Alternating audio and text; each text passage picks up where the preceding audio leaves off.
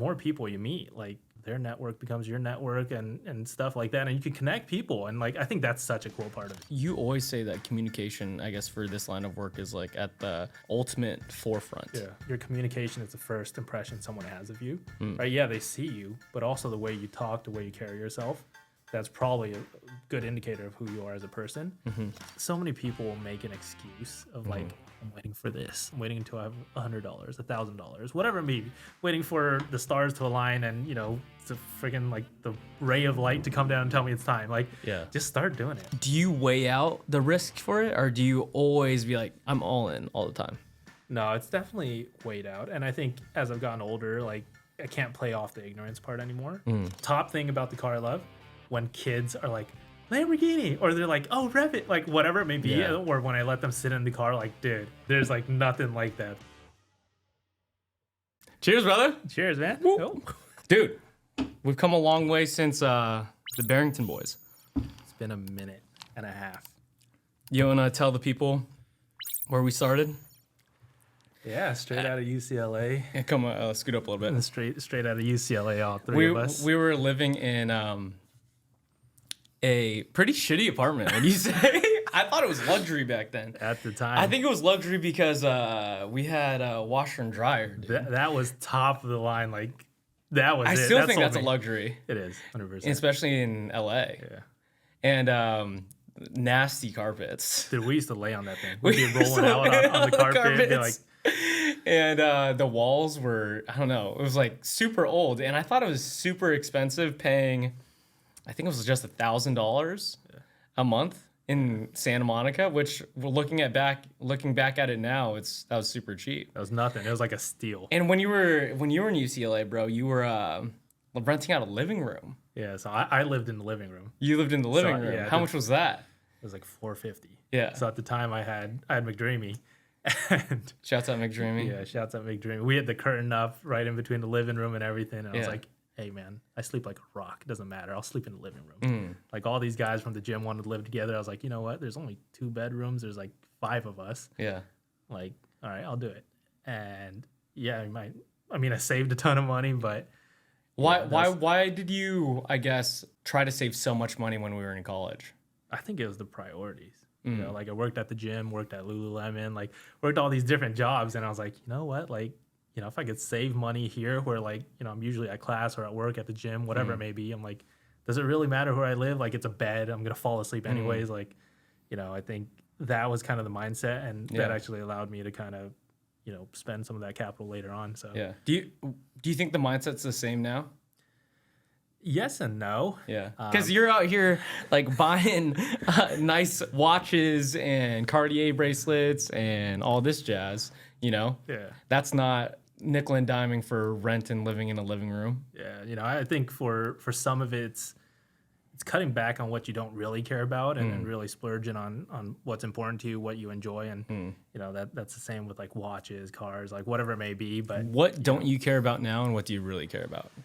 You know, I'd say a lot of it is like probably the clothes part. You know, you like clothes now, or you don't like clothes now? As long as it fits well and it feels good to me, I'm like, it doesn't matter where it's from. You know, it could be from anywhere, honestly. Yeah.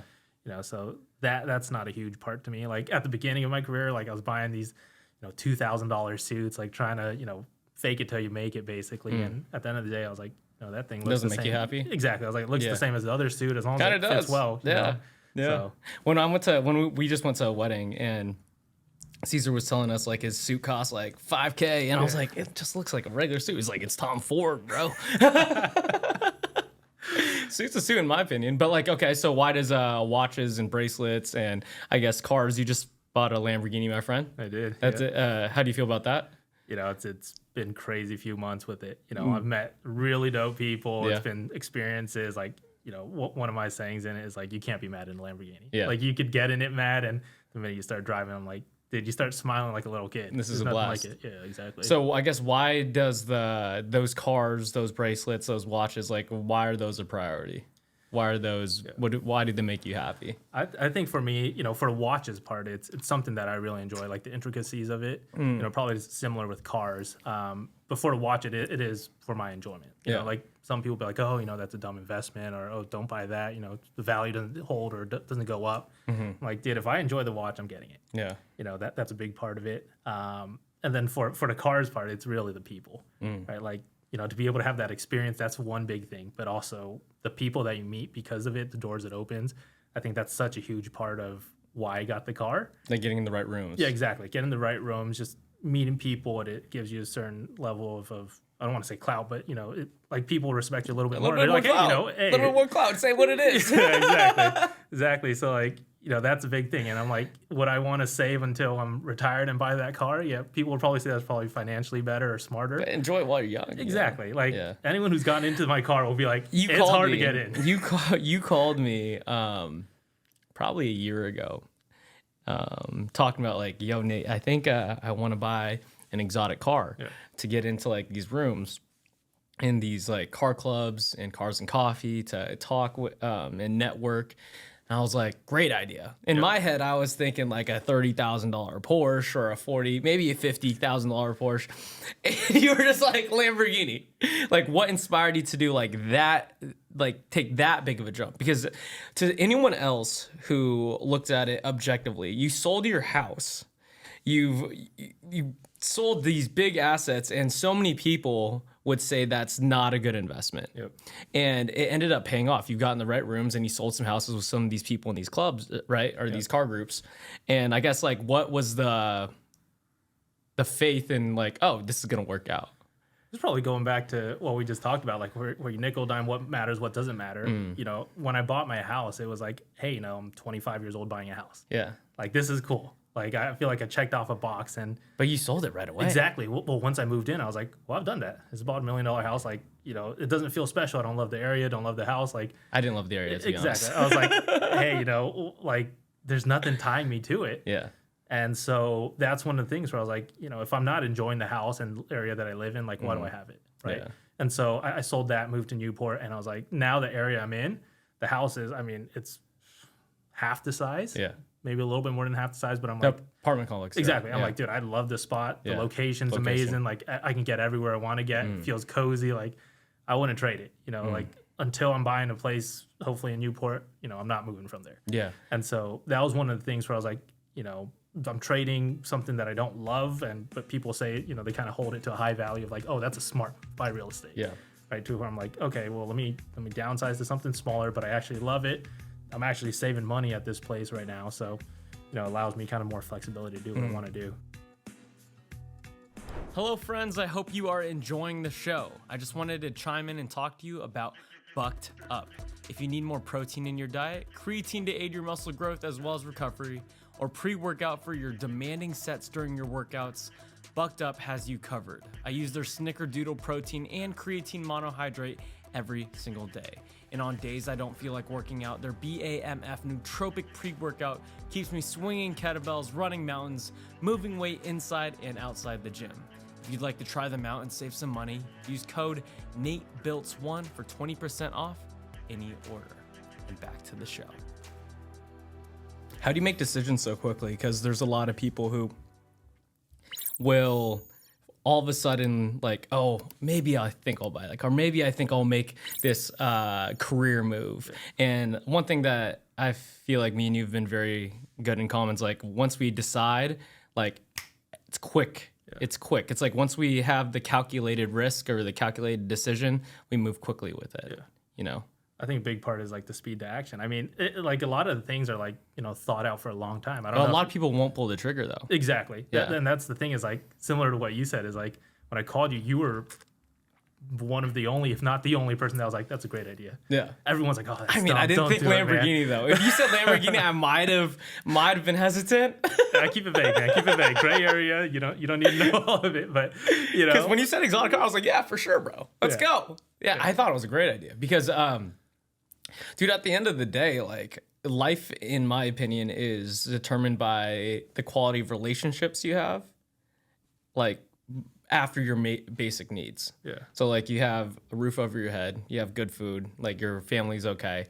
And then it's like the quality of relationships is the biggest thing. And then if you can make money while having or in good quality relationships, you're living the dream. For sure. Yeah. That's the biggest thing is like, just be happy. Yeah. Like, love the life that you're living. So, I don't know if you remember this. In college, I actually used to like spec cars on the websites. Yeah.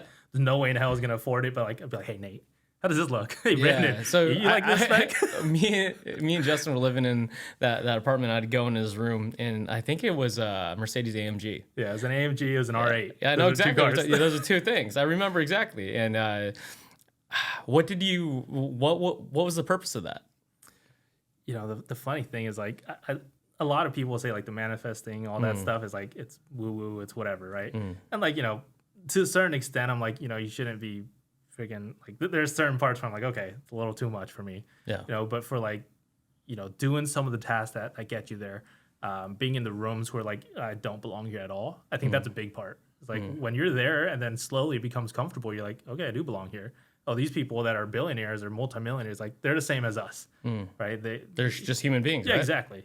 I think that's the natural evolution is like, you always start uncomfortable. And then once you get in there and, you're around them enough, you're like, dude, these people are just people. Like they're just as cool, if not cooler than normal people. Like, I shouldn't be afraid of this space. And that's kind of the approach I'm taking with the business too. But, for me, like I made a vision board in 2023 and, when I was looking at it, everyone else was looking at it on the team that I was on before. They're like, oh, that's crazy. Like you're putting cars on there, you're putting huge numbers, like, like it's supposed to be a goal, but like it should be attainable. And I was like, no, this is what I'm going to stick with. This is.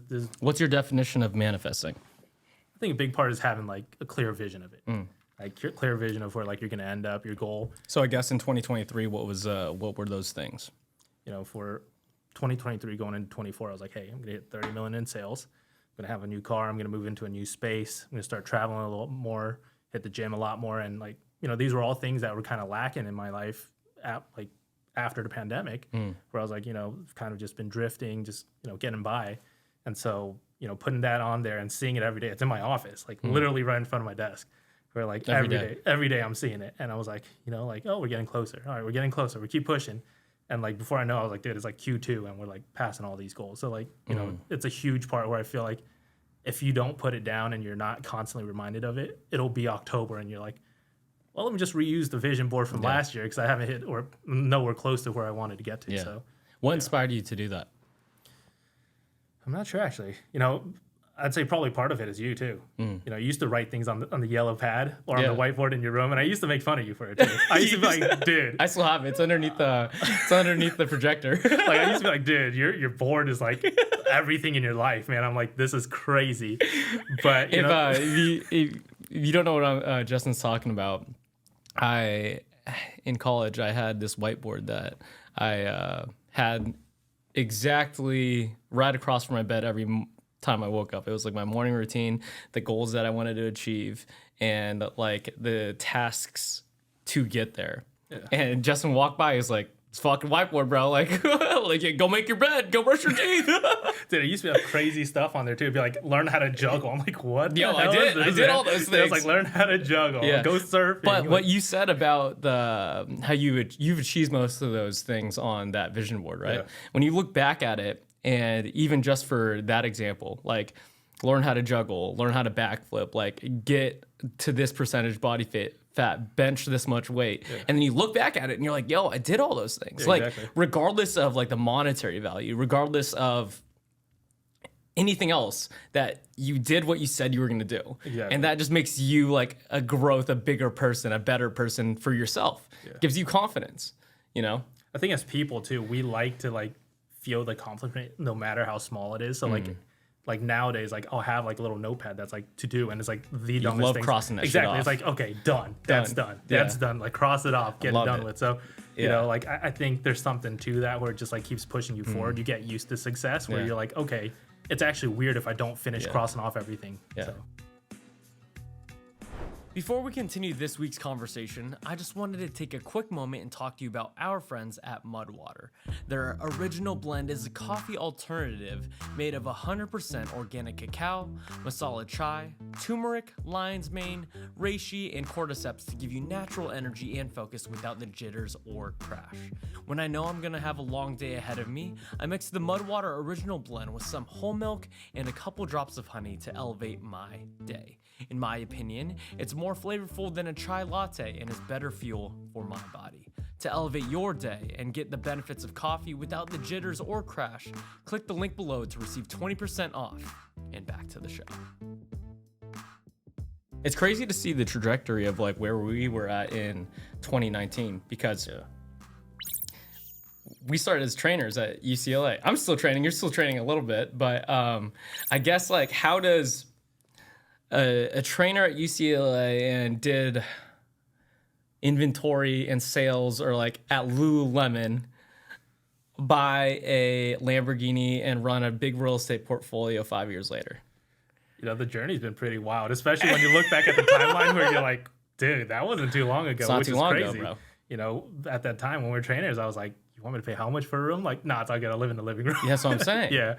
So, you know, I think it was like there's good and bad to all of it every step of the way. But, you know, I think the common theme has been just learning from every stop I was in. Yeah. You know, at the beginning in real estate, I started off recruiting for guys and being, Well, let's start from the training point. How Okay. did you even get to the real estate? yeah. So I don't know if anyone knows this. Well, you know this. You know, I majored in architecture. Yeah.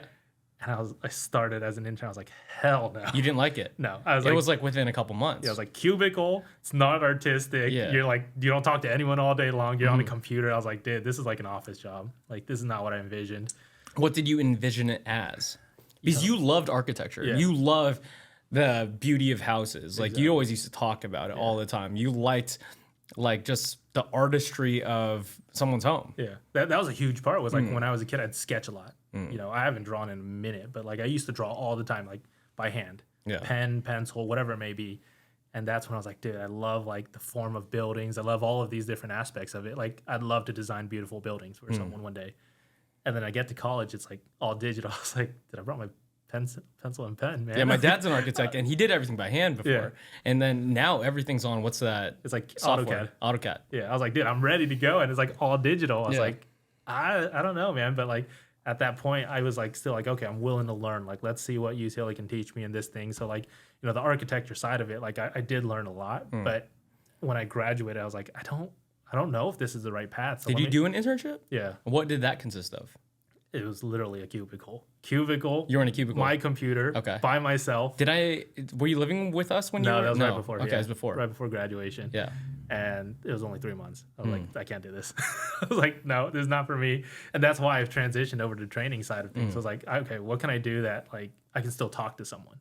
Right. And the big time at the time we were working at the gym, and I was like, this natural. We were both front desk for a little bit too. Yeah, exactly. Yeah. I was like, natural transition. Like we both like to work out. Like let me get certified for my own benefit, so I know more. But at the same time, you know, if I could do personal training on the side, or if it allows me to just kind of do something, a little side hustle. And like, let's do it. the one thing that I believe we were so good at is like we weren't the most jacked dudes in the room. We weren't the most knowledgeable. Like people out here were doctors and nurses and shit and studying for like kinesiology, but we had the most clients. Yeah, we for had sure. the most clients. And what do you think the reason is for that? It's just the personal touch. I think that's the biggest thing. Was like, you know, people want to, even if they're not, you know, 100% like, oh, you know, I'm not giving you the scientific name of exercises and muscles and all this stuff. Like we're people person. Like, you People know, pleasers? I don't know. We're good with people. Good with It's people. Like, it's like the biggest thing. We're It's like- people. Yeah. You know, and so like I think people looked forward to the hour and a half, whatever it may be with us. Like, you know, they're like, oh, I'm gonna go work out, but I'm also talking to someone who actually cares about what I'm doing. Yeah. They're asking about my day plans, stuff like that. And like, you know, to this day, I still think that's a big part is like, you know, genuinely being interested in people, because you don't know, you know, they might have something that's extremely interesting to you. And until you actually ask and actually take inventory and like, hey, you know, tell me about it. Like, you don't know if you're interested or not. So Sure. I think that was a big part of it, was just people wanted to see us. And then how does one transfer from being because you were doing a lot of sessions. Yeah. And when COVID went down, me and you were the only people who I knew that were doing like a ton of Zoom sessions. Yeah. And I guess how do you go from that to getting your foot in the door in real estate? I think the big thing, like during COVID, all we're doing was training, working out in the apartment. We read a lot. Yeah, read. One thing chess. that I did admire is you were one of my only friends who would like read. Well, we'd pass books back and forth. We'd pass books back and forth. And I remember I read Selling Sirhan first, and that was like a big real estate book about Ryan Sirhan in New York. And you read it, and then is that what inspired you to get into real estate? It was a little bit before that. So I mean, during COVID, like that's kind of when we started investing as well. And I was like, dude, like Tesla, bro. Exactly, Tesla. So shout out to Tesla stock, Elon Musk, man. So I don't know. You had like a little bit of a fund from family, right? Yeah, or from something family like that. and from savings. From that time living in the living room. Yeah, and I had a little bit of savings as well, but I was deep into like investing at that time. Yeah. Just like looking at some stocks and following some finance channels. And correct me if I'm wrong, like I just told you what I invested in, and like Justin pulled the trigger like 10x of what I did on those things, and I didn't even know he did. And then he was like, oh yeah, like I did that, and like he made probably like 20x the gains, but like we invested this in the same stocks. Like I think it was Peloton, right? Yeah. It was Penn National Gaming. Mm-hmm. Tesla was the biggest one, probably. Tesla was by far the biggest one. Where I was like, we invested before the split. Yeah. Of before the first 2 splits. Yeah. There's 2 splits because there's 1 split into 5, and then those 5 split into another 5. Yeah. Correct. Yep. And at the time, like everyone was skeptical of it. Yeah. And you threw a huge amount. Dude, it was like everything. It was everything. It was except for next month's rent. Was like in there. Like what inspired you to do that, bro? Dude, at the time, I don't know. It's maybe ignorance. It's part of like kind of like my rationale with life is like. But you didn't like study their earnings or I did. Right before, you did? Yeah. Okay. So right before it, I was like, dude, if like, all of these stocks are going up, we're making 5%, 10%. Like, it's nice. Every day we're looking at the portfolio. I go, oh, it's doing well. Mm-hmm. Well, like, nothing's life shattering, especially with like the amount we're trading. Like, there's nothing crazy here. Where I was like, what is like something that I'm like, okay, I'll be long in no matter what, whether it does well or not. Like, we'll stick to it. And Tesla was one of the ones where I was like, hey, like, who knows? This guy's kind of crazy, but like in a good way too. Like, he does crazy things. So like, probably like those 3 days, 3 nights, like. I was just like delving into like financials. I was like looking at like what their plans are for the future and stuff like that. Oh, so you did do that? Yeah. I didn't know that. Yeah, and I told you after I already pulled the trigger and like dumped like 30 G's into it. Yeah. Oh, you dumped 30. Yeah. And it went up to like 150 or some shit like that. Dude, it was crazy because at like one point after 2 splits, like I had a few thousand shares of Tesla. Wow. Where like I was just like dollar cost averaging out of it, just cutting like taking my profits here and there, and like. What made you start taking it out? Because the market kind of crashed 2022. Yeah, it was around 22. But like, in 21 is like when I was like, hey, we shouldn't take it for granted. Like it's not often where you have 300% gains. Yeah. And so I was starting to, like my first cut I 500. Sold off. It was wild. 500% gains. Yeah, it's crazy. Maybe more, because my portfolio was up like 300. Yeah, yours was definitely more. That Tesla stock bought my Tesla and more. So it was pretty wild. I was cutting out by like 25% chunks each time. I was like, all right, get out. Were you scared when you invested that much? Because at the time, like you said, it was everything except for that next month's rent. Yeah, I think being young definitely was a big part of like, oh, let's do it now, right? Like for us, like we had our fixed expenses and that was it, right? And back then, it was a lot less. Yeah, it was literally like $1,200 or something. Yeah, like that. But I was like, dude, I know from training, like we'll make this. So if I lose absolutely everything, like fuck it. Yeah, because we're young, right? Like we'll start make over. the mistake now. Exactly. I was like, we're 21. Like when else are we gonna have a chance to do that? And even now, are we 21? Yeah. Have I known you that long? Yes. Wow. Yeah, that was 2019, 2020. Dang. So I guess like, did investing lead into your love for investing in general? Yeah, I think that was a big part. Like the stock trading? Exactly. The stock trading led to like, real estate investing, trying to figure out, okay, like as young people, like how can we make money? Yeah. Essentially, right? And like real estate was one of the things, like real estate investing. Why were you so hungry to make money? There's a lot of people our age at the time as well, maybe even now, even our age right now, like they're not focused on like growing their net worth or becoming a better human or developing their skill sets. They're distracted by like partying or girls or X, Y, and Z. Like, why was like making money such in the forefront of your brain? Yeah. I think a big part is like the opportunity and the freedom it affords you. You know, like What do you mean by that? at the time, like I was probably thinking, oh, you know, like I can retire earlier than 65 or whatever it may be. You know, Because that's what they tell us, right? exactly. Maybe enjoy life a little bit more. Maybe it's 55, maybe it's 60. You know, whatever it may be. Like I don't want to wait until I'm 65 to start enjoying that stuff. And at the time too, like I think personal training opened up that can of worms where like, hey, you know, the harder you work, the more you hustle, the more you can make. You know, like I'm not restricted to a 40-hour work week where I'm making, you know, set hourly. Basically, if you work harder, you can make more money. Exactly. That's that was what personal training taught you. Yeah, exactly. Kind of. Right. And then so from there, it was just like, okay, you know, how can we make more from that?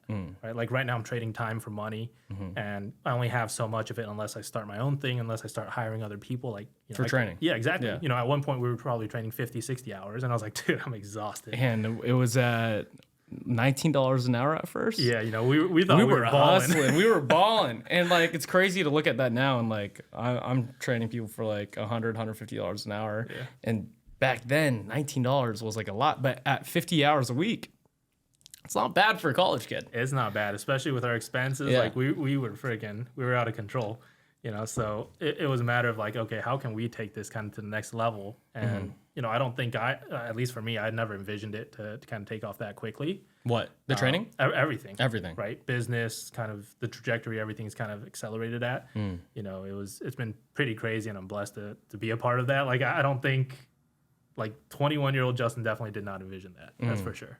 What books helped you, I guess, along the process? Yeah. You know, it's so cliche. Rich Dad, Poor Dad definitely was the first ones where like when I was into investing. Why is that cliche? Everyone talks about it. Everyone But it's a good says book. it, man. But like that I think it gets you into the right mindset. That was a big thing. About the 4 quadrants. Exactly. The money quadrants. Like, Yeah. you know, you want to work for someone. Employee, self-employed. What's the third one? And then owner. I think entrepreneur. Entrepreneur. And then I don't know what the fourth one is. owner. I think it's owner. Yeah. Could be wrong. But what in that book inspired you or helped you to get the right mindset? I think the big thing was just like, do you want to work for someone your whole life? Because like, you know, at least my parents, like, you know, they worked for people and like they made a decent living, but like at the same time, like, you know, you're literally working on someone else's net worth. Like, you know, you're clocking in, you're clocking out. And I was like, you know, working at the gym, I was like, dude, we're wiping people's sweat off the treadmills. Like, this is terrible. Like, I don't want to do this. And so, you know, at one point I was like, dude, I just want to work for myself. I want to have freedom. And it's kind of that was kind of like I felt like a waste of time. Yeah, for sure. Like we're just doing the work necessary, but it's just mindless. Yeah. Like I wasn't stimulated at all. For sure. It's like you're cleaning treadmills. Yeah. Like you're just clocking people in, you're signing people up. Yeah. You know, like easily replaceable. Yeah. And I don't think I learned much from that job. Maybe how to process credit cards. I mean, process them wrong and then how to go back and fix it afterwards. Yeah. No, but I think like that like taught us how to like push ourselves towards something that we're actually passionate about. Like I'm sure you're passionate about everything you're doing now. 100%. Right? I'm passionate about what I'm doing now. And like I think that's a big part is like, you know, once you find something that you're happy with, you really enjoy, like, and you're good at, I think that's when you're like, hey, you know, this is where I'm putting everything into. Yeah. Right? My time, my energy, like you work 60 hours a week, 80 hours a week, like so but you enjoy it. Exactly. Yeah. Also working for yourself too, like I don't know if it lights a fire underneath your ass in the sense of it's totally up to you. Yeah. Like everything's totally up to you. Yeah. Like you have full control. If you're failing, it's because of you. Exactly. If you're doing well, it's because of you. If you're struggling, it's because of you. And that pressure, in my opinion, like it just lights a fire underneath my ass. You're like, get after it, bro. No, I think so. Definitely, for sure. Like, you know, I just started the team. And even especially having people right off the bat where I was like, originally I was like, oh, you know, I'm going to start off on my own. You know, if it doesn't work out, It's just me. You want to explain what that is? Astoria Estates? Yeah. Yeah. Just started my own team. What does Astoria mean? So Astoria is in Queens, New York. You know, that's where I'm from. That's where I was born. So, you know, that was kind of the origin. I was like, you know, so many of these teams, they put their name on it, the founder's name, you know, the team lead's name. I was like, dude, it's not about me. It's about the group. what we kind of stand for. Like I want people to be as proud of Astoria Estates as they are of their own name. So I don't want to have Quo Real Estate or, Justin Real Estate. Like I don't want people to be like, okay, it's only associated with him. Like, no, it's us, right? It's us as a group. Like this is the kind of thing that we grew together. So, built that team up, and we just started a few months back, but it's kind of that time in my career where I was like, hey, it's time to branch off. I've learned what I've needed to learn, and there's certain things that I'm not happy with, and the only way I'll kind of rectify that is just do my own thing, right? If I'm not happy with it, like I can bitch and moan about it, or I can just go and do it. So, the thought was like, oh, just be me. This doesn't work out. We tried it. Oh, well, and then people decided, hey, I want to bet with you too. And, that was like a seesaw moment where I was like, dude, do I take these people on? Like, how do I say no to them when I know what they can do? But at the same time, like now if I fail, like, they have families to feed, like, it's not just about me anymore. Yeah. And so that was definitely a tough decision, was like, hey, I appreciate the trust in you. But we're new, like we're bootstrapping everything, like, but let's do it. Let's do something great. So that is one thing that I can empathize with. There is like, I have an editor and he has like a family and stuff like that. And I was like, my success depends on his success. Yeah. Like, and I was like, that I think even more so like keeps you going. It's like these people depend on you to like lead the team, to like be the captain of the ship, bro, to like lead them to like a more successful, more fulfilling life. Because I think leadership is one of the biggest roles that is important. Like there's so many people who will not take action without someone helping to get there. Yeah. What do you call it? I guess, how does one start a real estate team? A lot of paperwork. A lot of paperwork? Like, I knew there was going to be paperwork, but like there's so many things you need to file. But I think the biggest thing was like, at the get-go was like, okay, how do we sustain business? Right? Like when it's just me, I'm like, okay, I know people, like I have clients, past clients, this and that. But, at the end of the day, like when I got down to the nitty-gritty, I was like, it's more so about the identity of the team and kind of what we're trying to build here. Yeah. Right? The business will come. Like we can teach that. That's the easy part. It's more so like, how do you gather? How's that easy? Because, there's so many realtors out there. One thing that I was shocked about, like, I'm so proud of you, bro, in the sense of the success that you've achieved in the last few years. But I was kind of skeptical at first because when I first met you, you were shy guy. Yeah. Shy guy Justin. Like, when we first moved in, you didn't talk much. You were just, like, doing your own thing. And then I saw you evolve into, like, a more charismatic, likable, more talkative guy. I guess, like, how did that evolve? How did you learn the communication skills necessary to be a good real estate agent, to be a good leader, to be able to lead a team, I think a big part of it was kind of, actually being interested in people, right? At the beginning, I'm like, he's doing something else, different industry. Like, I don't care about that, right? Like, there's no need to talk to him. Like, that's just energy being expended. But then it started evolving to like, hey, I'm actually interested about just people, right? Being interested in someone's interests, their hobbies, their families, like whatever it may be. Like, people love to talk about that. And like, once you actually are buying into it and you're like, hey, I genuinely want to know about how your family's doing. It's not like, hey, how's your family doing? And you're telling me I'm like over here thinking about something else. I'm like, oh, and at the end I'm like, oh, cool. Yeah. Right. And you're like, oh, I just said my grandma died. You said, oh, cool.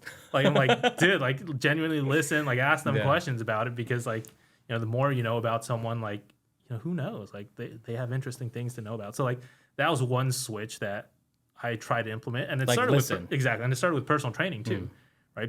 Professors, people that worked at UCLA, students, whatever it may be. Like I'm just asking them, like, how's your day going? Yeah. What are you looking forward to this weekend? Like, tell me something cool. So like I think that kind of was the beginning of it, and then from there it's just kind of taking it to the next level of like, kind of breaking out of the bubble. You see someone and you're interested about something, or you see them wearing a jacket that you're like, oh, what's that from? Let's go talk to them, right? Yeah. Like, the worst thing they could tell you is like, hey, I'm busy, or don't talk to me. Yeah. So that was do you actively practice that? I do. I think especially in the car events now, like there's people where I see their car, I'm like, do you have like an opener? Not really, no. It's more so it's like nice jacket, bro. Yeah, let's go talk to your them. car.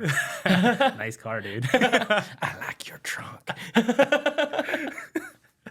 No, yeah, I think everyone is it's a little different, right? And like some people are receptive to it, and some people are like super shy. They don't want to talk to you, and like I respect that too. But you were like that as well, bro. Like I guess, like what was the lead indicator of like I'm gonna step up and like get out of my shell and start talking to people? I don't think there was something that sparked it. Really, just do it. Yeah, exactly. It was just doing it, and the more people, like once you kind of step out of college or like your workplace, like so many people, like your friends are who you work with or who you go to school with, because you have to, like you're around these people all the time. But once you step out of that, you're like, dude, I don't know anyone. Yeah. Right. In LA, wherever you are, like there's so many people there, and everyone's kind of in their own bubble. Where like 100%. Why not go just talk to someone? Yeah. Like they probably feel the same way, but maybe they're shy and they don't want to talk to you first. Right. So just go talk to them. And, like I said, like the worst thing they can be is like, oh, don't want to talk to you. Yeah. Right. Or I'm busy or whatever it may be. So yeah. What's the benefit of doing that, I guess, for your career? Yeah. So, these are good questions. Getting deep into it. So I think the big part is the network, right? It's like, if there's a house for sale or whatever, like you may already know someone who's going to buy it. It's just a matter of who you know. And so, in these cases, like the more people you meet, like, their network becomes your network and stuff like that. And you can connect people. And like, I think that's such a cool part of it, right? Like when someone's like, hey, I have this startup company. I'm like, hey, you got to talk to one of my buddies. Right? Hey, I'm doing this thing. Like I'm starting up whatever, maybe my own, small business. I'll be like, hey, you should hop on a podcast, like whatever need may be. Like, I think it's so cool when you can connect people to someone that you genuinely know, and you're like, hey, they'll take great care of you. It's the same. That can add to their like experience or their work. Exactly. Yeah. Right. It's like adding value in to an someone's organic life. manner. Yeah. Yeah. I think that's a big part of it. Is like, for example, like my CPA. I was just asked someone randomly, like one of my neighbors. I was like, "Hey, you got a good CPA that I could use?" Yeah, I got a good one, man. I'll send you his info after the pod.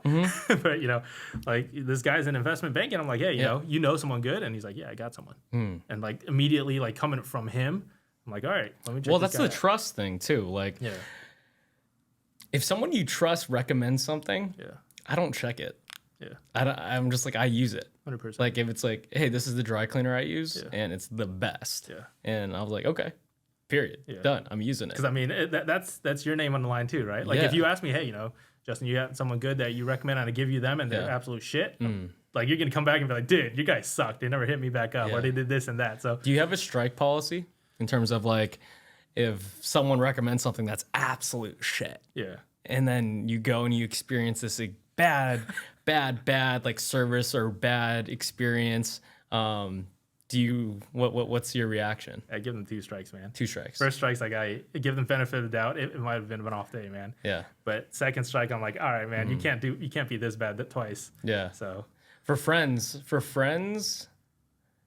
it's getting close to 1 now. Yeah. For me, it's like if I know you less than a year, and you say you're gonna do something and you don't, I was like, I got enough friends. Yeah. Like, I don't need that in my life. Well, I think it's your time too, right? Your time's valuable. Like that's one thing I realized a lot. It's like all you have is time. Yeah. I mean, for you, like if you block out a day for a podcast and they don't show up, I'd be like, dude, that was a whole day. Right? I could have trained. I could have met someone else. I could have done this and that. So like, I feel the same way too. It's like, hey, if you don't respect my time, I don't respect yours. Yeah, especially podcasts I've been planned out for months. Yeah. You bail same day. Yeah. I think only one person's done that. But I'm like, no, we're not doing a podcast. Because I give the other person value too, in the sense of like, hey, there's probably going to be clips that come out of Justin speaking some mad good quotes about like real estate or then the benefits of real estate and how to get into it. And like, that's part of your brand, right? And so like we communicated and agreed on this like experience to communicate with each other and grow together and bounce ideas off each other, and like respect that. For sure. Yeah. Are you a lover of making cocktails or work as a career or part-time bartender? If so, mix like a pro with A Bar Above. A Bar Above has the best mixing tools on the market, from shakers and strainers to mallets and ice picks. A Bar Above has you covered with all your cocktail needs. Use code BILTZ, BILTZ, for 10% off any order. What are the characteristics of a good real estate agent? Because there's so many real estate agents out there who start and they quit like, I don't even know the stat, but it's like right away. Yeah, no, there's a lot. There's That's what I'm saying. Especially in LA and California, dude, everyone has a real estate license. Yeah, because like I feel like it has a negative connotation a little bit because there's so many people that are a real estate agent, but so many that don't succeed. Yeah. And it's that whole it's Matthew's law in the Bible, but the Pareto distribution, I think. It's like 20% does 80% of the business. Does 80% of the business. 20% of the guys get 80% of the girls. Like 20% of entrepreneurs get 80% of the business, you know? You know what I'm saying? Yep. I mean, I think for realtors, and especially the new ones, like the first 3 to 6 months is like make it or break it, right? Like if you don't have the right mindset of going in, like, hey, it's going to take a while. It's going to be hard. It's, it's not selling sunset. It's not easy. Like you're going to get into it 3 months later. You're like, I got to pay the rent. I'm out of here. I quit. Right. I'm going to go get a 9 to 5. So I think kind of the good qualities is, A, they have to be able to be persistent. Like you got to tough it out. I mean, if you really want to make a career out of it, like it's going to take time. You're going to have to build up that portfolio and your clientele and also learn the skills, right? That takes probably another 3 months. What are the skills? It's the negotiation. It's a lot of the nitty gritty too, like writing contracts, right? Like, a lot of people will outsource it until your client's like, hey, what does this say? And you're like, well, what it says is, let me read it to you. And do you learn that through real estate school? Sort of. Okay. You learn parts of it, but also it takes time for you to just read through it. Read through it, whatever you don't understand, go and research it, man. Like whenever they're talking about something, don't just gloss by and be like, okay, I'll figure it out later. Because later is going to be in front of your client, and they're going to be like, dude, this guy's an idiot. Like, he's reading me word for word what it says. What the fuck does it mean, bro? Spit exactly. It out in 2 sentences. Yeah. Earnest money deposit, like, it's the deposit that shows your earnest. dude, have you heard that? Dude, there's been people that are like reading it. They're like, well, so what this says is like, and they're reading it word for word. Some real estate agents. Yeah, and I'm like, so like a lot of people, I mean, they could be a year into business actually doing deals, but they don't know what they're talking about. Yeah. Right. And like, if I was a consumer, like this might be your biggest purchase of your life. You want someone who doesn't even know what you're signing to represent you. I think that's a big part is like so many people will take a discount or it's a friend or family and they'll be like, I'm going with this guy. But unless you actually know what you're doing, like you can really screw up a transaction as easy as it may seem on paper of like, oh, okay, I pay this money, I sign here, boom, like it's transferred, it's done. Like there's been a lot of botch jobs that we've seen. So what is the consequences of that? I mean, they could be legal consequences. The title might be messed up where like, they didn't even own the house in the first place. There was a lot of scams during COVID where like, people would go and sell homes that they never owned. Oh, you're lying. And they'd take that money and just disappear. You're lying. No, like it was a real thing. People would take that deposit and just run and disappear. What does someone do about that? I mean, you get lawyers involved. It's a few-year process, thousands of dollars. And, you hope that it gets all cleared up. But like, that's the importance. Like you get some, Bob down the street just doing your paperwork, having you sign here and there. You don't ask questions, and all of a sudden you just bought a house that never belonged to this person. So, that's kind of the crazy part of it all. That's crazy, bro. So, wow. What do you call it? What does beautiful houses do for you? Because you're very passionate about it. Oh, 100%. And this is actually, funny enough, this is like the perfect segue, like how I transitioned from like normal homes, like, first-time home buyers, like I still work with them. But like why I fell in love with kind of like the luxury space of like getting to see these homes and, access to them and seeing the ins and outs of them. Yeah, you've been posting them on Instagram and like these places look like museums. Yeah, from like from the second year of sales into like the third and fourth, like it really switched where I was like, dude, it's as much work to work with, the $600,000 home as it is to work with the $6 million home. And then you get the experience of seeing all these different homes and the people, they're a lot easier to work with, like this and that. And I was like, you know what, like, I'm not gonna say no to business, but at the same time, I'm gonna make intentional like steps towards working for the high end stuff because I'm passionate about it. Like that's a big part where like, okay, if I'm gonna go see 6 homes over the weekend, I'm giving up my weekend, but I get to see these homes.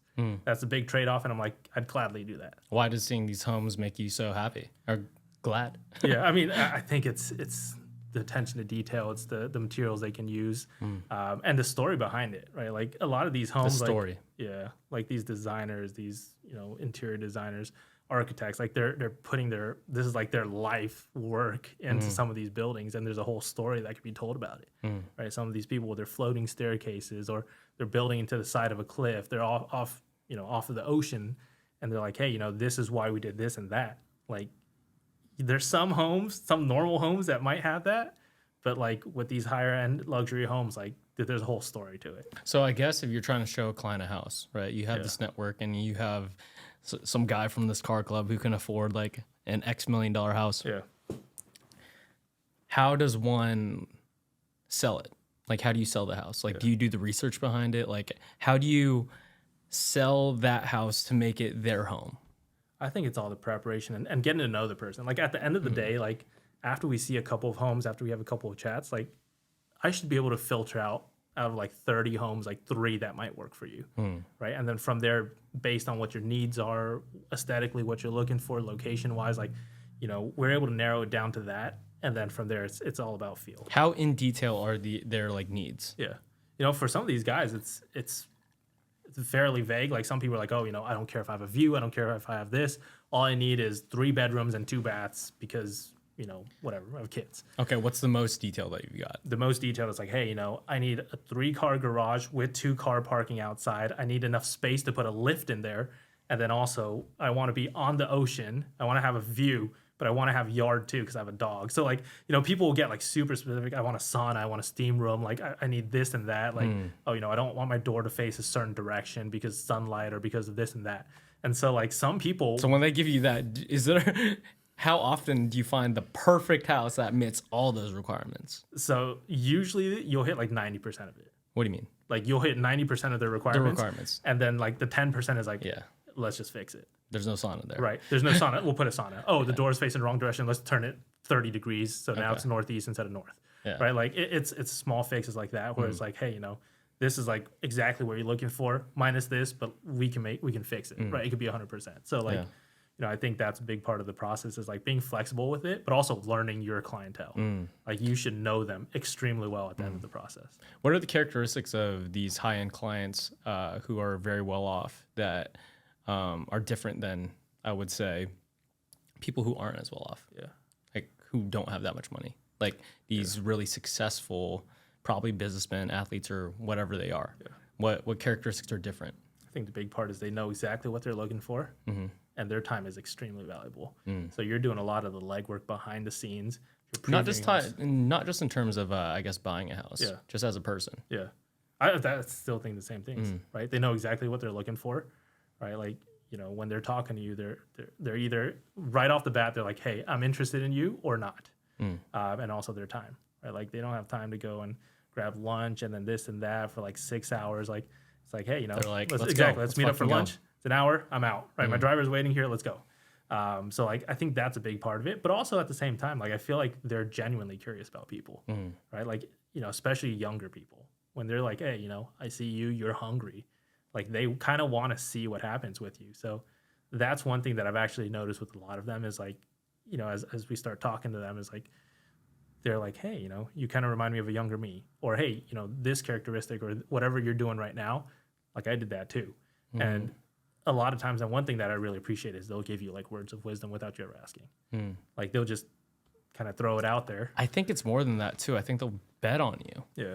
Like the thing is with, I guess, high-end clients with me in personal training is I feel like once you're at a certain spot monetarily and you've achieved all the things you want to achieve and you've done well in your career, the only way to feel good and give back to the community is to help people. Yeah. And usually those type of people, they want to help hungry young people do what they did, because like it's like the whole mentor apprentice thing. Like for me, it was like bartending.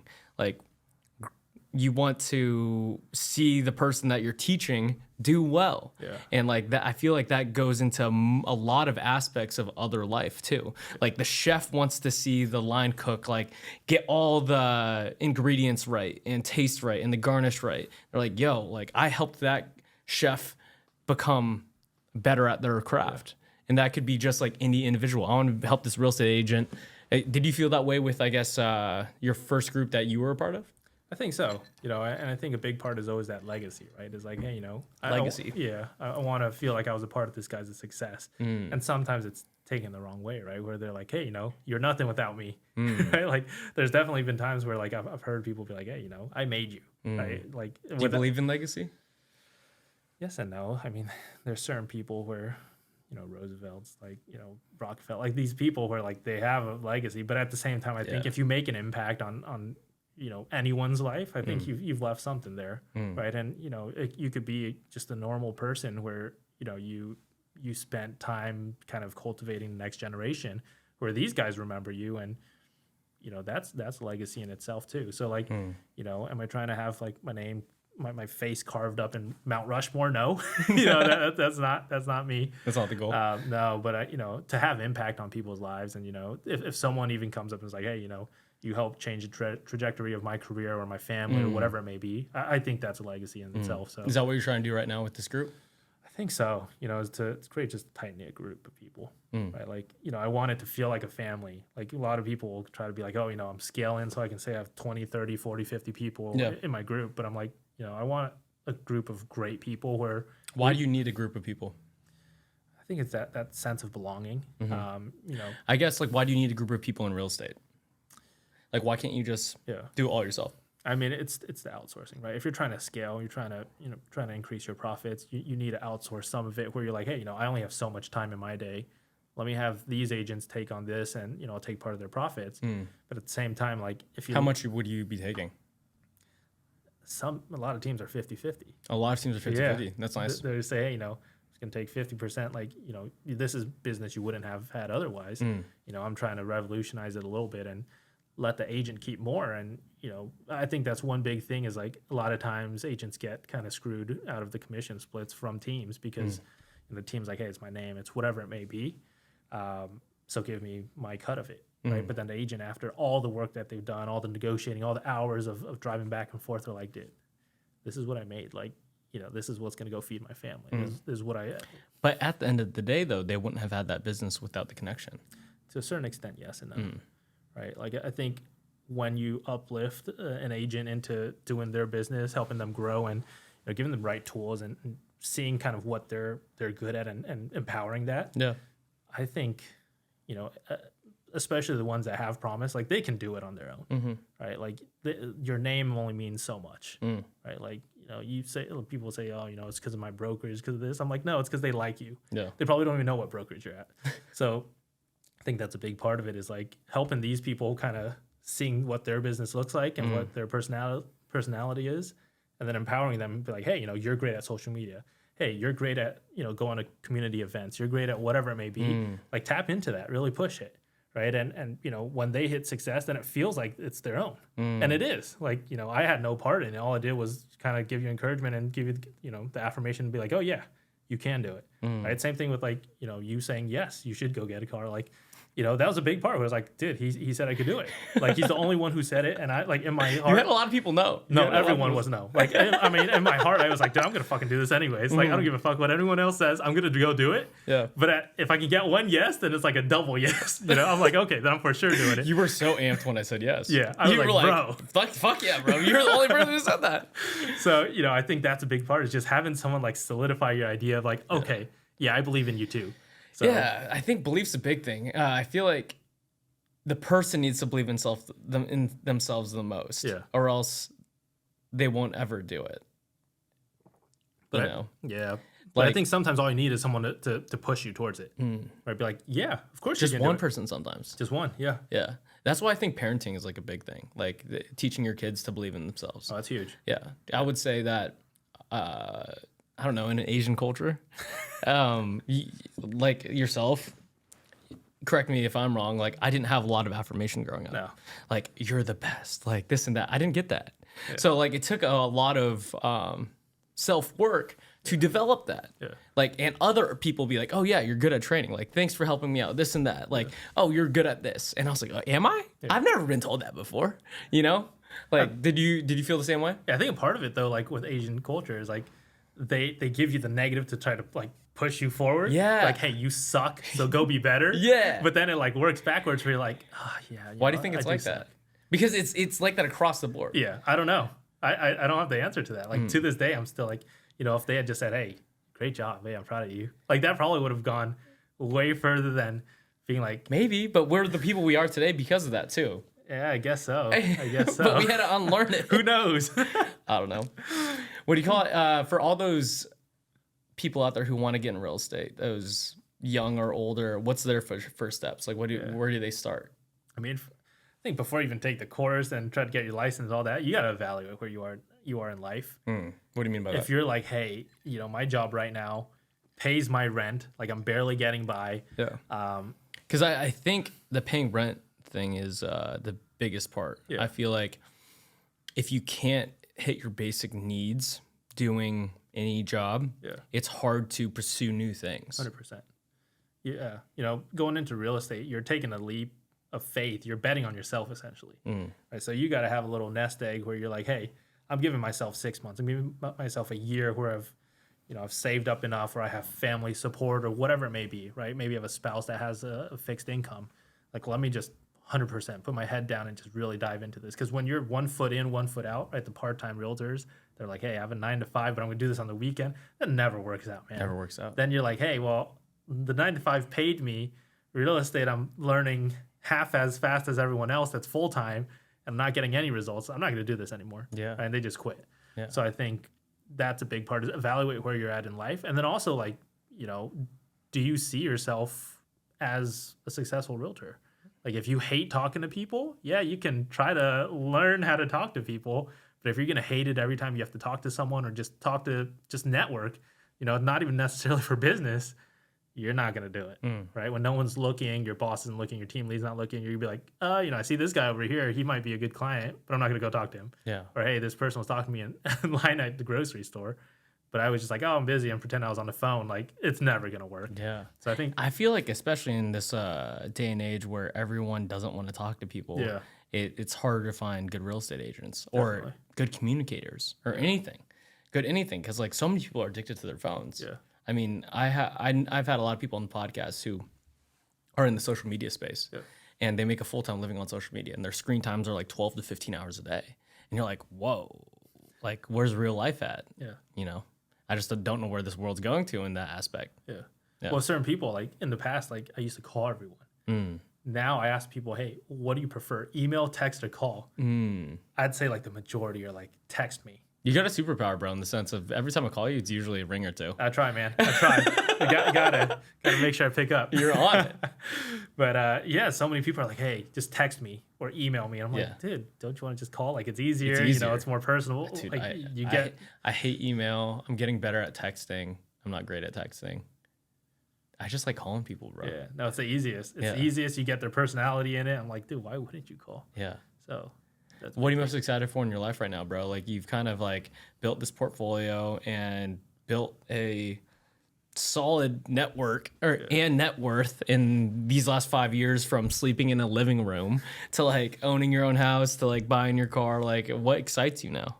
Right now, I think there's a couple facets to it. Like, the business side is obviously growing the team and the people with it, but at the same time, there's a lot of like changes, right? Like the car community, this is like something that it's been a few months and I'm just absolutely loving every second of it. You might change my perspective on sports cars. Hey, we'll go for a drive. It'll change your mind in a second. Because I had a Mazda RX-8 in high school. Yep. And it was like a rotary engine. It's in Fast and Furious 1, I think RX-7. And I loved it, but I liked it, but I didn't love it. I like the practicality of my Subaru. Yeah. In terms of it could go to the mountains. Like, you can't take a Lambo to the mountains, or not necessarily. Like, I like camping. I like being able to haul stuff in my car. But like, the community part I do respect a lot, and I do like driving fast. Like, that's one aspect that is missing from I guess my Subaru. Yeah. But everything else kind of outweighs that. Yeah. In my opinion. So maybe we'll change our perspective. Hey, daily driver and then the fun car. Well, I will tell you, I take that car out every day. The Lambo? Like, like when I get back from work, or You think it truly adds to your life? 100%. Yeah. Dude, I think it's the happiness factor. Like, people are like, oh, I think I told you this where I was like, oh, my happiness is priceless. Yeah. And then like people always laugh. I'm like, no, I'm serious. Your happiness is priceless. I was What like, do you mean dude, by that? if I'm in a good mindset, whether it's, from health, whether it's from happiness, whatever it may be, like when my cup of life is full, like I'm performing at 100%. Yeah. Like, when any aspect of that's off, when I was super out of shape, I was like, I don't want to go work. Oh, I don't want to go talk to people. Like, I think when you're performing at the highest level in any of those facets, like, it just pushes you forward. So I think, yeah, definitely it's been worth it. 100%. Yeah. So excitement for the car stuff, Yeah. excited for the Astoria real estate. Yeah. What else? Yeah, it's just Pretty much it. yeah, it's a lot of changes in life. So I mean, the fitness side of it all has been huge. Yeah. What does fitness do for you? Like I said, it's like the mental clarity. I think is the biggest part, right? Like the mental clarity, and then also, when you feel good, it's like it ties everything together. What's your workout regimen now?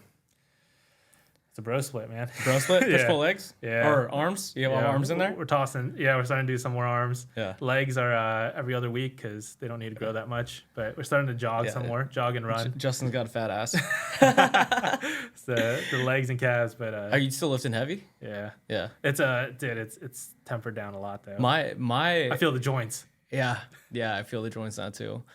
I think my fitness movements have changed so much since UCLA.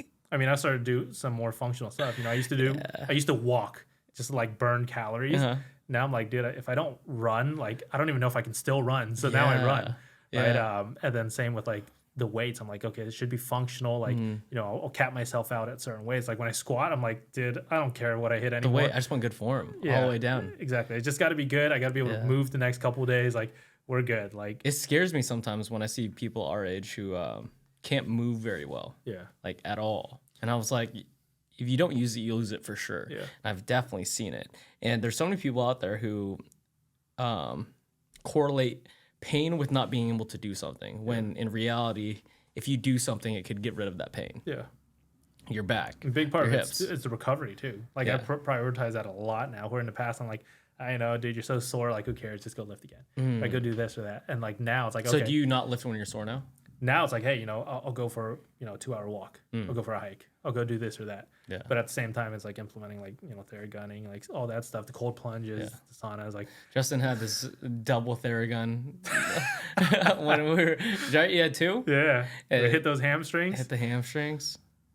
What's the ultimate like recovery for you right now? Dude, so big part of like my monthly thing is like cold plunge and sauna. Okay. Where do then- you do that at? There's a place called Newport Works in Okay. OC. How cold's the cold plunge? Yeah, I mean, you can set it yourself. Oh, So it okay. starts at, I think, at like, 13 degrees Celsius. That's pretty freaking cold. I don't know what that is. I think it's like 40 degrees Fahrenheit, 30 something. 13. What's a kilometer? I don't know either. 55 degrees. Yeah. That's not that cold. But yeah, you can set it pretty set it lower? cold. Yeah, and then the sauna, same thing. But go for an hour, flip flop between them. 10 minutes in the sauna, 10 to 15 minutes, and I'll go like 5 minutes in the cold plunge. Funny enough, I love the cold plunge. Love it, dude. I'm like, I run hot, so like when I'm sitting in there, I'm like, dude, this is good. Studies show too that like it gives more. I don't know if dopamine's the right chemical that goes to your brain, but it gives, I think, 10 times whatever chemical that cocaine gives you, and it stays longer. Yeah. Done. So do a cold plunge instead of cocaine, guys. Yeah, that's moral of the story right there. But cold plunge sauna. I go to, What do walks do for you? You said you're walking and hiking. yeah, I've been walking a lot more, just like getting out in nature, man. Like I'm lucky that like What does that do for your brain, bro? I've been starting to walk a lot more. it's just calming. Like I'll go in the mornings. It's nice. You'll see people, dogs, stuff like that, birds chirping. But at the same time, I'll go a lot of times for like sunset walks, man. Like I finish training or lifting or working, whatever it may be. I'm like, dude, perfect excuse. Let me just take the Lambo out to like the beach. We'll go for a walk on the beach. Like this is perfect. And like I think it's the calming effect. My brain's just on autopilot. Where does your brain go to when you have, I guess, nothing working, or you're just walking and enjoying that environment? It's just like in the moment. I don't look at my phone at all, like sunsets and stuff like that. Like, dude, I'm just sitting there looking at it. And like people looking at me are probably like, this guy's a freaking weirdo, man. But I'm like sitting on the seawall just looking at the sun going down. right? Or like once it goes down, I'm like looking up at the stars and like I'm just laying there. And so It's just like in awe. yeah. Yeah. I think it's a big part like that you miss when you're in the city too. It's like you're in the hustle and bustle of things. Like it doesn't mean you have There's to so many people in the city who don't experience those. Exactly. Who don't experience sunsets. don't go outside. Yeah. Right? Like when I went on my first walk, I was like, dude, I haven't gone on a walk or like, because I always used to just do it on treadmill. Like walking is to burn calories. Yeah. Right? Not calm my mind. Yeah, exactly. Now I go out there, I'm like going for a walk in nature. I'm like, dude, I don't even care what calories I burn. Like I'm here to just kind of clear my head and like it feels like a good way to like kind of wind down for the night and just enjoy that. So, you know, that's a big part of it. What's on the manifestation board now since you've achieved all the ones in 2023? I don't know, man. Just got to keep pushing though. Keep pushing. You know, I think big part is growing the brand and helping those people achieve their goals. Because you know, if you go at it alone, like, you know, good for you. But you all get further together. Yeah, exactly. What do you call it, dude? For tattoos, we got some new ones. Oh, dude, this is funny that you mentioned that. But you're one of my first friends who were just like, yeah, bro, I'm getting the sleeve. I'm going to get tatted up all the way up. I guess, what do tattoos do for you, bro? And in your line of work, I guess for so long, it was like tattoos weren't praised or glorified, or they were like, that's bad. If you're going to be a real estate agent, you should have clean arms and shaven face and clean cut hair. So funny enough, like at the beginning of my career, I always wore a suit and jacket, collared shirts, slacks, you always everything. did. Right. I remember. And now, you know, it's hit or miss. Like I still do. Like I dress professionally. Yeah. A lot of times when I meet a client for the first time, like I'll wear a suit, you know, and kind of see where they sit. What they feel. Yeah, exactly. If they're like super like, oh, you know, I'm straight edge, like I'll respect that. I'll wear a suit every time. That's fine. That's fine with me, man.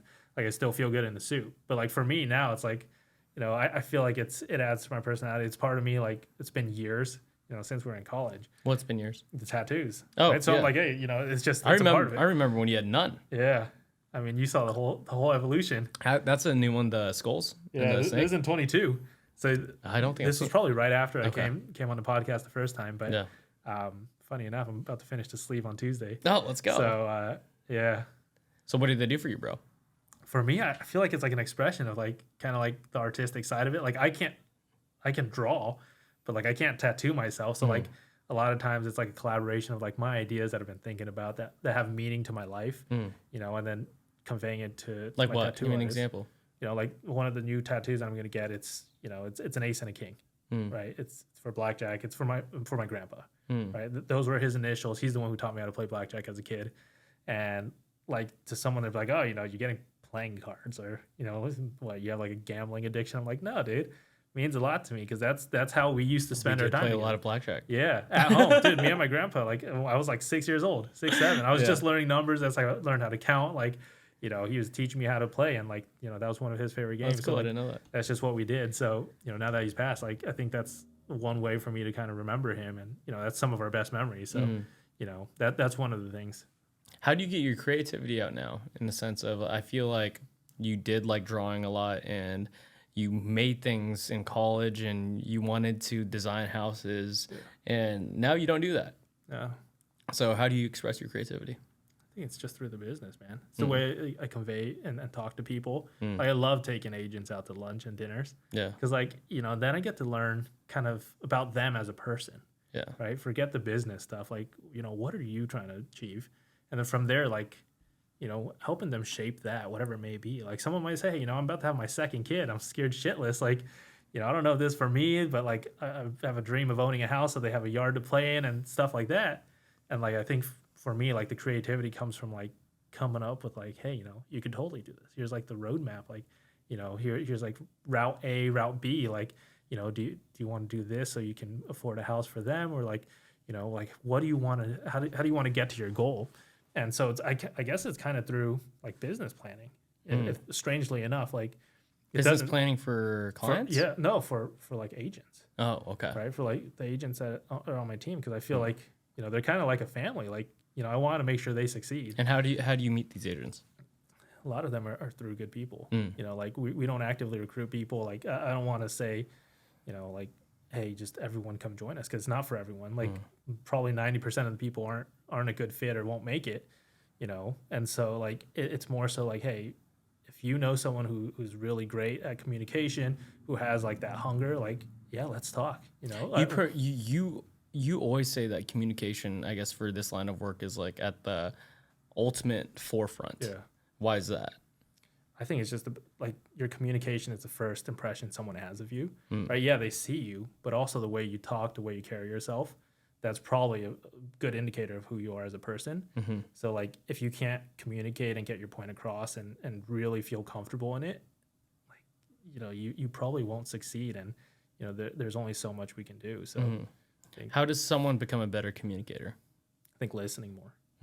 That's a big part of it because I have this problem too. I probably still have this problem. It's like Listening's hard. Yeah, it is 100%. Because everyone wants to talk about themselves. Yeah, and it's like being like actively listening. Like it's easy to be like, oh yeah, he's talking, and I'm ready, like thinking of a response, like your first thing that you talked about. Yeah.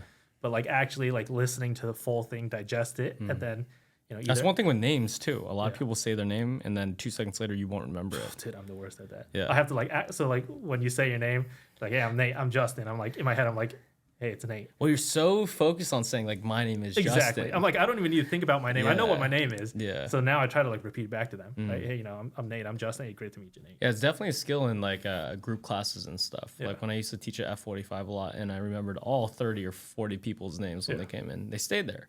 Like, oh, this person cares about me because he remembers my name. And like names are like the number one, like that's what they cherish. That's who they are. Yeah. You're like, damn, this motherfucker didn't remember my name. The worst feelings when they're like, what's up, Nate? And you're like, oh shit. Yeah, my name's Justin, asshole. Yeah, you're looking at them like, Or hey, what's up, guy? or what's up, guy? Yeah. Yeah, that's the worst feeling is like when you don't remember it and you're like, oh, dude, this guy took the time to remember my name and I don't remember anything. I don't even know who they are. I have a client who, speaking of networking, I think I'm a pretty good networker. You are. And this guy made me think I wasn't, in the sense of every morning he wakes up, he goes to Facebook. Yeah. He has all his friends and he checks their birthdays, right? And he writes a very nice, kind birthday note to them every single day. That's the first thing he does in the morning. Yep. Like, hey, Joe, how are you doing? Like, hope the kids are doing well. I saw it was your birthday today. Like, hope you have an amazing day. And I was like, what? Like that's next level, in my opinion. Yeah. Because, and then he has it on there, and then once he finds it on Facebook, he puts it in their calendar. Yeah. And it's just like he's in the club promoting space and the nightlife. Yeah. And I was like, oh, like that's making them feel important. Yeah. And I was like, I could level up. I could do better, because like I thought I was a pretty good networker until I saw that. And I was like, whoa, like after their names, what else is important in their life? Their birthday. Yeah. It's like, oh, I want to make them feel important on their day. Probably need to step that up too. So like friends and clients, all your birthdays are in my calendar. Friends and clients. But then people, like if I go on Facebook, sometimes like the alerts pop up. I'm like, who the hell is this? Right? Where I'm like, I don't go dive deeper. I'm like, all right, I don't know who this person is. No, What do you mean? It's all good. Right? It'll be like people just like over the years that are friended and stuff like that. Where I'm like, I have no idea. I don't recall who this person is. I don't know anything. I won't even like click into their profile. You won't. Which I probably should. I should be like, oh yeah, I remember this person. Go write them something, right? Yeah. So it's like all the immediate people that I'm like, okay. I feel like that's a lot. Do you think that's worth it? I think so, especially now that you're bringing it up, is like at some point like these people were important enough where you're like, hey, let's be friends or whatever. Let me see your things on social media. Yeah, exactly. So like, I think it's that extra step. Yeah, Gotta get a VA. If someone's gotta get a VA. Gotta get VA to do that. They're not that expensive. They're like, I think you could get a good VA for like $15 an hour now. What activities do you recommend to like? There's a lot of people who can't make friends too. Like, how do they make friends? Dude, I think making friends is like an art, I but it's definitely also think so. you got to go into a space that you're already comfortable with. Or not comfortable with. Yeah, either one. I think start with what you're comfortable with, right? Like what? Like if you're like, hey, I love botany, go freaking join a plant group. Okay. Right? Go join like a Facebook group where they like meet up once a month and at like a greenhouse or whatever. They discuss things like that. Like There's a lot of those in I guess SoCal. Yeah, 100%. Yeah. That's why like whatever like the pottery or the archery or the frisbee golf's a big thing now. I mean, that's intense. I mean, golf is hard already. No, frisbee golf. But I watch them play frisbee golf and I'm like, bro. Yeah. Are you getting pretty good at golf now? I mean, good How enough. often do you play? Now it's like once every 2 weeks, once a month. That's a good amount. Yeah. What do you like about golf, bro? I don't. No, it is frustrating as hell. But like, hey, there's that feeling. I mean, you probably know this. Like even when you're playing bad, you hit that one good shot and you're Yeah. like hooked. You're like, dude, if I just do that all the time. I forgot who said this, but they're like, golf is the only sport where like an average Joe can like hit a shot that's better than a pro. Like basketball, like you like I'm not gonna accidentally go and throw down a windmill, right? But like in golf, like you can accidentally hit a shot and it's just freaking amazing. You might just Goes in the hole. Exactly. Yeah. Right. So like that's the only sport where like you can accidentally do that. But a pro could do that as well. But you're saying like by luck they could do it. Exactly. But like there's no way like you're gonna accidentally throw a 90-yard touchdown. Yeah. Right. There's no way you're gonna go and accidentally dunk. Or a 90-mile-an-hour Right, exactly. fastball. So like yeah, there's no way in any other sport where you're like you could be as good if not better than a pro one time. Yeah. So I think that's one of the things is like the challenges of it. And I mean, it's so friggin' tough. That's what keeps you going back. Have you read the book Thinking in Bets? I don't remember. I don't think We've so. talked about it. So it's by Annie Dillard, and it's like a poker book. Yeah. And then she compares like gambling to life. Yep. Right? High risk, high reward. Yeah. X, Y, and Z. And so like through your life, you made really, I would say even bigger risks than I have. Like a big risk that paid off. Never. And I guess like, do you weigh out the risk for it, or do you always be like, I'm all in all the time? No, it's definitely weighed out. And I think as I've gotten older, like I can't play off the ignorance part anymore. Right? Like when you're in college, okay, I'm gonna put my life savings. It's only so much of it. But at the same time, you're like, what am I going to do? Like, I don't have responsibilities. I don't have that many expenses. Like, I can pay for whatever is left. Yeah. As I get older, I think a lot more is like talking it through with people that I trust, weighing their opinions. And those people, I usually weigh their opinions a lot more now, right? Like in the past when I was in college, I was like, okay, whatever. Like, you don't know, you're not doing this anyways. Like, I was just asking just to ask. Now, like, it actually adds value where I'm like, okay, like, you've probably run into this example, or you have this circumstance. Like, if I'm going to go invest or I'm going to go, I'm going to go travel or I'm going to buy a car, like you've probably been in a situation that's similar or you've thought about it where like, I will take your response a lot more seriously. Versus in college, you're like, nobody owns a car. Well, let's talk about for the startups that you've invested in. Yeah. Like what makes you invest in a startup based on the statistics of like startups not being successful? Yeah. I mean, I think it's the concept of like taking a risk on someone, taking a bet on someone, and obviously like there's so many startups that never get off the ground. So why did you decide to invest in these startups? What were the characteristics and qualities that they had, the people or the business themselves, that made me like, I'm going to bet on them? I think a big part is like, you have to believe in what they're doing, right? So what's one? Are you allowed to say any of the? No. Okay. So they're all in the funding rounds, but like, I think the big part is like, is it a product that you would ever use? Like, I'm not gonna go, get some, I don't know, some random product where like I would never use that, or if it's a beverage, I would never drink that. Like if I don't drink coffee, I'd be like, yeah, I'm gonna invest in this coffee company. Like that's not happening. Yeah. That's a big part of it is like, would you use it yourself? And then also like, do you believe in the people, right? Because like that's more so, I think that's more important than maybe even the product itself. Is like, do you think these people have what it takes to really grow a business? And if the answer is no right now, it doesn't matter how good your product is. Like there's not enough drive behind it to really take it to maturity. And, I think the startup world, it really, it's curious to me. Like, yes, I can invest in the S&P 500 for forever. And there's a part of it that it's doing pretty well right now. Well, there's a part of it where I'm like, okay, every month, I invest in it, or every week actually. Yeah. But at the same time, I'm like, do you still? Yeah. Okay, nice. But at the same time, I'm like, dude, there's nothing sexy or exciting about that, right? That's working a 9 to 5 until I'm 65. I stopped investing in the S&P and Roth just because at the end of the day, like the companies that I'm building, it's like, I can invest in the S&P and it's safe and you do all the thing, or the Roth, but are you willing to take a bet on yourself and the things 100%. That you're doing, or the people that you love, or the people that you find their drive in? Like at the end of the day, like that's more exciting. 100%. Those are the values that I respect. And like Alex Ramosi has I'd rather invest in the S&Me 500 over the S&P 500, because like if you build a business so well, everything is posh, and like the systems are moving well, it's going to pay way more than that 10% every single year growing. 100%. That safe bet. Yeah. Yeah. And I think we're at the time where we can do that. You know, for me, like I've started to, I was actually like all in like that, right? Like, you know, at one point I pulled all my life savings. I've done it multiple times actually where like, I'm like, dude, if this doesn't work, I'm friggin' What do you mean? broke. Like You put in all your life savings. Yeah, exactly. Yeah. But I've like pulled it from investments and whatever, like from savings accounts. I'm like, all right, I'm going to bet on myself. I'm just going to do this. Yeah. Right. And like, there's multiple times where it's happened where I'm like, okay, you know, we did it.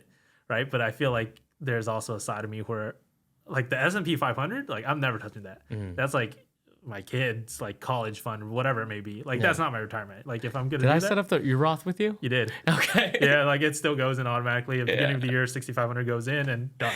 Right, don't think about it again. Yeah. So like, yeah, the Roth was because that was crazy. I'll teach you to be rich. Yeah. Yeah. So That was actually a really good book in terms of good savings and credit cards and all that stuff. I lost my copy. I gave it to my sister or someone. Someone has it. I mean, you don't need it anymore. But yeah, I mean, like, Because did you do a target date fund? yeah, target date fund. Yeah. I still have to balance mine each year. I wish I did the target date. See, at 65, I'll randomly just have a sum of money that I didn't even know about. Yeah, which is definitely beneficial for sure. I think if to people who are in the 9-to-5 job world, like I think that's the move 100%. for sure. Yeah. And I guess what's your advice to people who want to get into investing, who like want to, investing in general, in startups, in stocks, in business, like where do they start? I think the biggest thing is getting into it, right? Like so many people will make an excuse of like, oh, I'm waiting for this. I'm waiting until I have $100, $1,000, whatever it may be.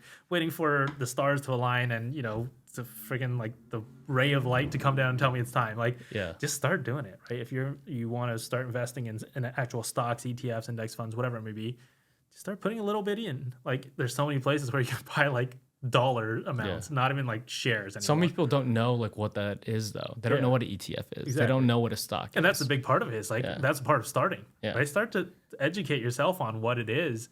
Especially if you are actually curious about it. And like you might be partway in and be like, actually, no, I don't want to do this.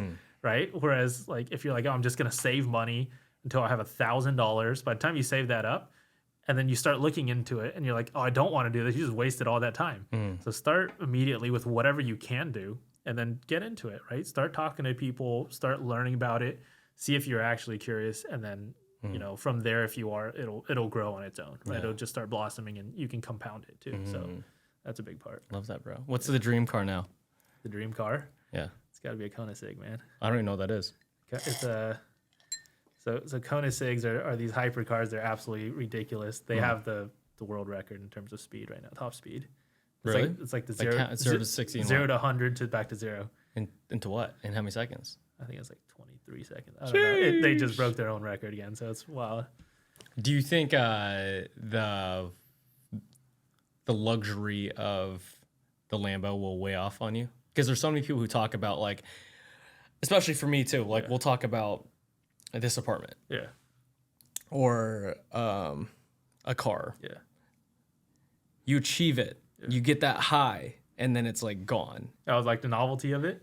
For example, like I lived in a nice house. You saw it, and I moved in. It was great, and after a few months, I was just like, "It's my new normal." You know, and like it's just another day. And I guess. There's this quote that I ponder a lot, and it's desire is the contract you make to yourself to be unhappy until you get what you want. So like you're just chasing that constant loop of like, I'm gonna achieve this, I'm gonna achieve that, and like how do you like stay, because you said that cup full, like how do you keep that cup full all the time, that happiness cup full? Because at one point I believe that beauty of getting into that Lambo every single day and is going to wear off. I think it's romanticizing the little things, right? And like for me, I'm usually like a half glass full type person anyways. You know, I'm not one that's like, oh, you know, that's not bad. I'm like, oh, you know, it's good. You know, so for me, I think it'll wear off if you let it wear off, right? Like if you're like, oh, you know, of course, this is my new normal, like, you know, nothing special about it. But like if you appreciate kind of the path it took to get there, right? The nice house. If you every day you're like, dude, I had to work all these years. Like, you know, I started like grinding and doing training and this and that. Like, and I made the connections. And now I'm in this house. Like, dude, I'm so lucky I have a pool, I have a gym at home, like whatever it may be. Like, I think that makes you appreciate what you have so much more versus like just the object or the destination, right? If you're like, hey, you know, I have $10,000 in my bank account. Oh, you know, okay, there's always $10,000. But like versus like, oh, you know, dude, I've been saving $1,000 since I was a month since I was in college, and now I have $10,000. Like you appreciate it that much more. But like I think once you achieve some of like the financial goals, it's the little things that I think mean a lot more. Yeah. You know, like when I watch a sunset, not to go back to the sunset forever, but like, dude, every time I'm watching a sunset, I'm like, dude, we're so small in the world. Like, how lucky are we that we can live in a place that we can watch this all the time? Right? Like, I'll go get dinner at like Pelican Hill. Yeah. And like every time, without fail, I'll sit there with like a glass of wine, watch the sunset go down. And I'm like, dude, we are so lucky to just get this weather, the sun setting, like, blessed. Exactly. Like every time. And so I think that's a part of it is like, you know, don't forget kind of what it was like before. Yeah, where you came from. Exactly. When we talk about Barrington, like, dude, it's not that long ago. Pretty gross, and it wasn't that long ago. So, it's like, not long ago. You know, I think kind of reminding ourselves of where we came from and like what we've achieved in the time span, which we do a good job of. This is like, dude, that was three years ago. Oh, dude, we talked about this last year. Like, I think that's a big part where like, you know, you start to kind of see the big picture, and you're like, dude, the novelty doesn't wear off. Like every time I'm in that car, when you see the path, to get there, you're like, wow, like I did that. Yeah, gives you the confidence to like appreciate what you have. For sure, it's like the satisfaction factor, right? So, I think that's definitely a big part of it. I love that, bro. I think we'll end it there. Yeah, that's perfect. Where can everyone find Astoria Estates and all that jazz? Just find us on Instagram, Astoria. I think it's Astoria_Estates. Heck yeah. If you go to my page, you'll find it. Link there. It's what's your car's name? Vader. Vader. Go check out Vader. Blacked out Lambo. And then, yeah, bro, we'll have you on again. That was a blast. For sure. Dude, it's so cool to see the trajectory of our story because, like, you're one of my only friends, I guess, who's stayed in, like, SoCal. Yeah. And to see you from living in a living room to buying a Lambo in a house, and it's beautiful, bro. Dude, that's cool. Like this place, man. I walked into the pod and I was like, bro, what is this? Yeah, you were on like 2 years ago, right? Dude, we were on the couch. There was recorded by a phone. Your phone was recording. There was no lights. We had like the room lights. Yeah. I think he like borrowed speakers or mics or I don't know. It was like it was old mics. Yeah, you're like you gotta hold it. Yeah. Like, we held the mics. I was like, dang. Dude. Yeah, there's some beauty to getting better at things. I think the progress is what you just talked about of just being able to see the journey of it too. Yeah. It's like getting better at it and like being more competent and sharing it too. Yeah. You know, like being able to share these memories that we have. Yeah. It's amazing. Someone else who's like seen the journey with you and like gone through it. It's like for example, anyone who meets me now, like this is the Nate that they meet. This is the Justin that they meet. Exactly. They don't know our story. Like truly. Like that's a big part of it. Sure. We could talk about it all we want right now.